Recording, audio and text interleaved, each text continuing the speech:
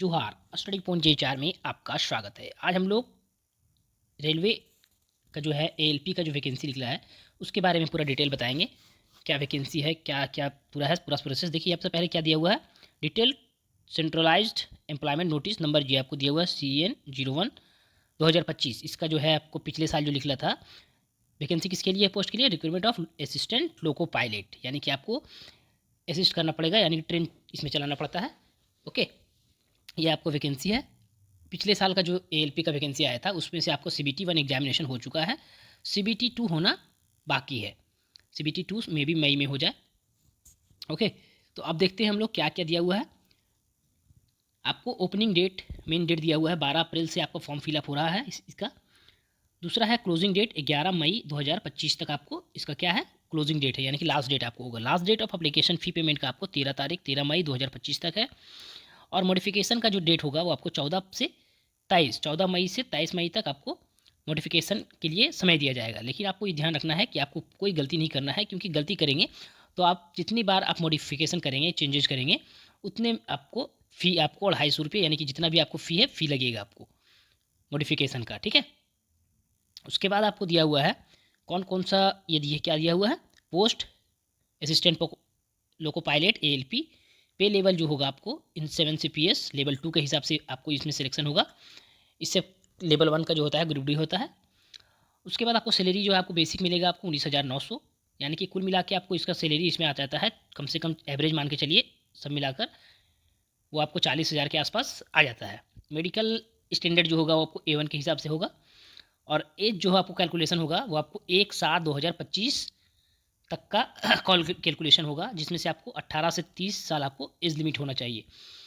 उसके बाद total number of vacancy कितना है, तो 9,970 पोस्ट के लिए वैकेंसी है। आगे देख लेते हैं और क्या दिया हुआ है।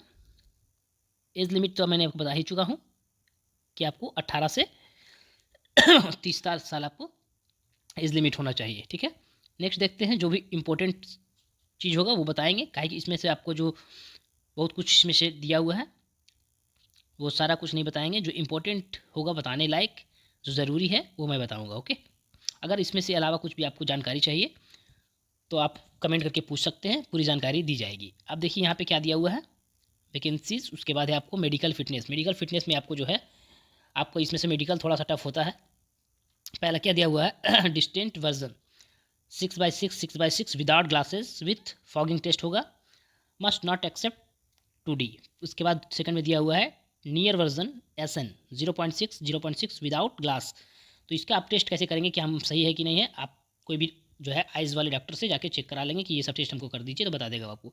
Must pass test of colour vision, binocular vision, field और field of vision, night vision, ये सब आपको टेस्ट, यानी कि आपको मेडिकल में पूछा लिया जाएगा।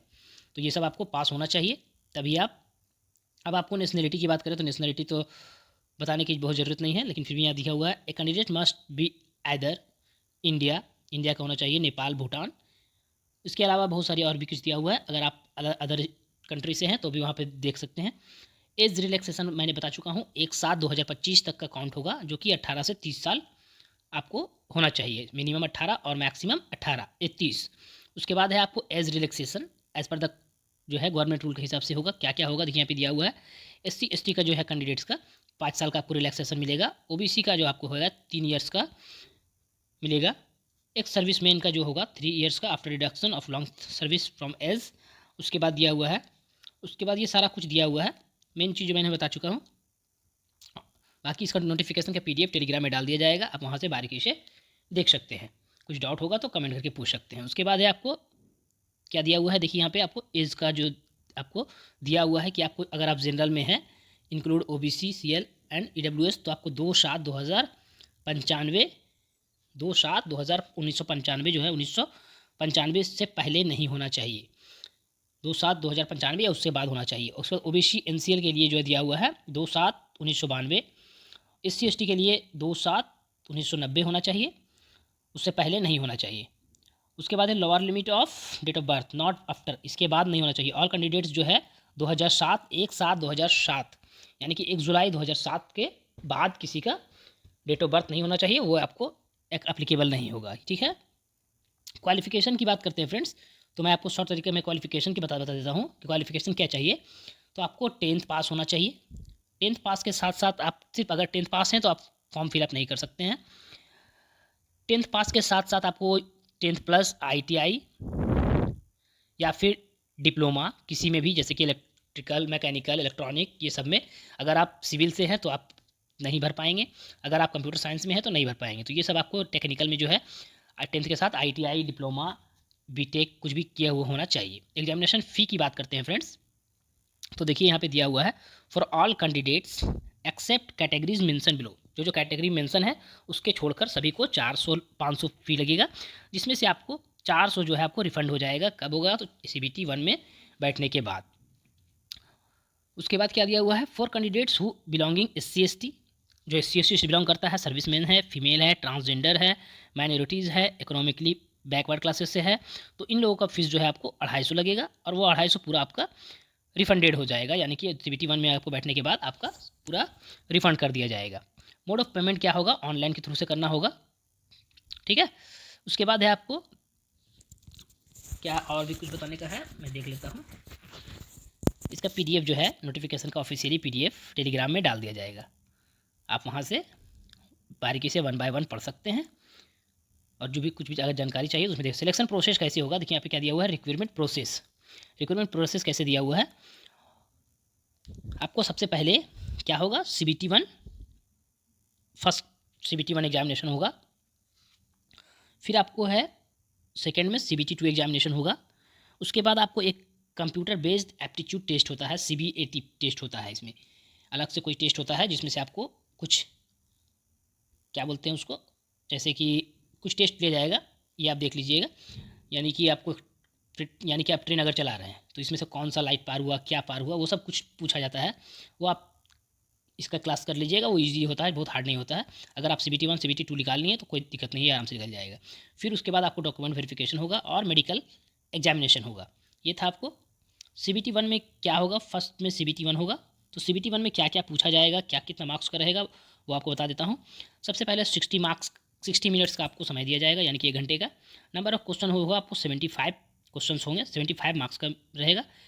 हर क्वेश्चन 1 मार्क्स के लिए रहेगा। नेगेटिव मार्किंग के लिए आपको 1/3 के हिसाब से गलत के लिए काटा जाएगा। Normalisation of marks will be done CBT 1 and multiple shifts. उसके बाद दिया हुआ है मिनिमम पास जो है आपको क्वालिफाई करने के लिए एलिजिबिलिटी जनरल AWS के लिए 40%, OBC NCL के लिए 30%, SC के लिए 30%, ST के लिए 25% मिनिमम जो है आपको क्वालिफाइंग के लिए लाना होगा, ठीक है। उसके बाद है क्या क्या पूछा जाएगा सब्जेक्ट्स में, तो सब्जेक्ट्स में यहाँ दिया हुआ है फ्रेंड्स, मैथमेटिक्स, मेंटल एबिलिटी यानी कि आपको रीजनिंग, जनरल साइंस और जनरल अवेयरनेस, ये सब आपको एग्जामिनेशन में पूछा जाएगा। जो लास्ट आपको सिलेबस था इसमें से आपको चेक कर लीजिएगा। जो अभी आपको साइंस में पूछा जाएगा वो 10th लेवल का ही रहेगा, सभी में जो आपको लगभग रहेगा 10th लेवल का ही रहता है, ठीक है।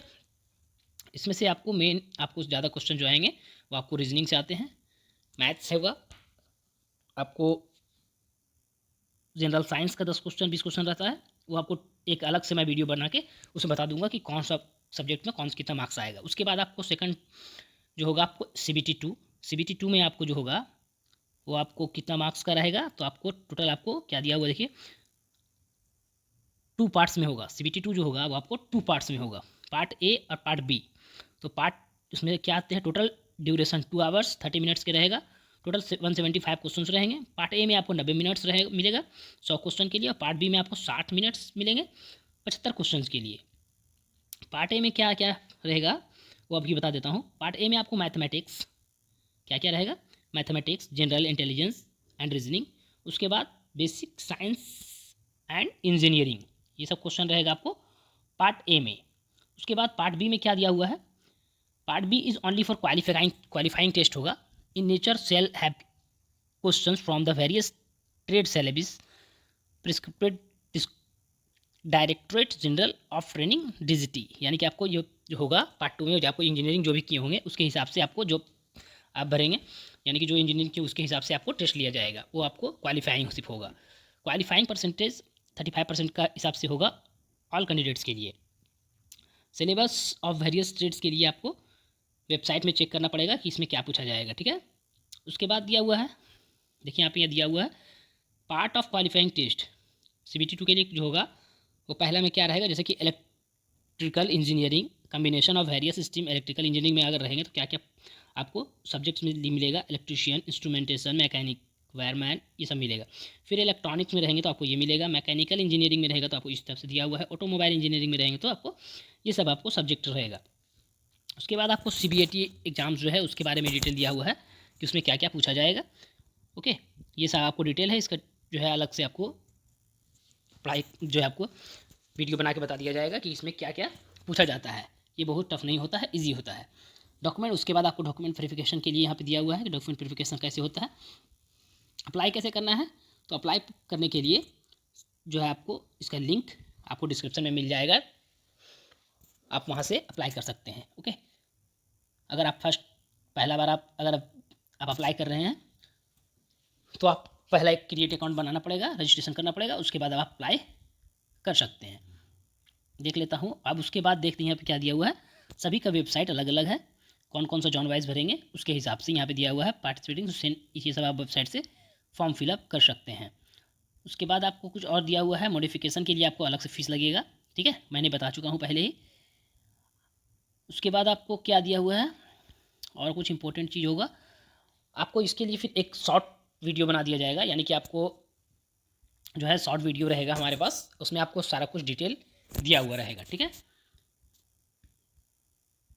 और आगे क्या है देख लेते हैं फ्रेंड्स, जो जानकारी होगी। उसके बाद आपको देखिए असिस्टेंट लोको पायलट के लिए आपको क्या दिया हुआ है कि लेवल 2 होगा, ये तो पहले बता चुका हूँ। 1990 आपको सैलरी मिलेगा, 19,900 आपको पे मिलेगा। मेडिकल टेस्ट होगा, सूटेबल आपको क्या होगा, क्वालिफिकेशन के लिए यहाँ फिर से दिया हुआ है कि मैट्रिक पास प्लस जो आपको है वो सर्टिफिकेट होना चाहिए। उसके बाद आपको इसमें वैकेंसी जो है आपको जॉन वाइज आपको वैकेंसी है, आप देख सकते हैं कौन सा जॉब से भरेंगे। उसके लिए आप अहमदाबाद के लिए वैकेंसी कितना है, जनरल के लिए 273, SC ST OBC सभी का दिया हुआ है। अजमेर के लिए भी दिया हुआ है, इलाहाबाद, भोपाल, भुवनेश्वर, बिलासपुर, चंडीगढ़, कितना कितना वैकेंसी है वो सारा कुछ जोन वाइज दिया हुआ है।